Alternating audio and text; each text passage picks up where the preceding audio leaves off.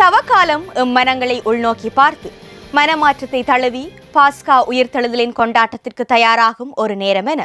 திருநூற்று புதனன்று ரோமை புனித சபீனா பேராலயத்தில் நிகழ்த்திய திருப்பலி மறையுரையில் திருத்தந்தை 14ஆம் லியோ அவர்கள் எடுத்துரைத்துள்ளார். மக்களை ஒன்று திரட்டுங்கள் எனும் இறைவாக்கினர் யோவேலின் அழைப்பை எடுத்து காட்டி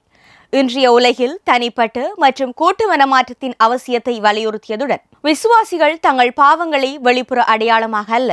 மாறாக தங்கள் சொந்த இதயங்கள் மற்றும் செயல்களின் ஒரு பகுதியாக ஏற்றுக்கொள்ள வேண்டும் எனவும் சுட்டிக்காட்டியுள்ளார். அத்துடன் தங்கள் தவறுகளுக்கு பொறுப்பேற்று புதுப்பித்தலை நாடும் விசுவாசிகளின் சமூகத்தை உருவாக்குவதற்கு தவக்காலம் ஒரு வலிமை வாய்ந்த காலமாக உள்ளதென குறிப்பிட்ட திருத்தந்தை அவர்கள் திருநூற்று புதனன்று நெற்றியில் பூசிய சாம்பலை போர், சுற்றுச்சூழல் சிதைவு மற்றும் நீதி இழப்பு உள்ளிட்ட உலகின் கலவரங்களின் நினைவூட்டலுக்கு ஒப்பிட்டு காட்டி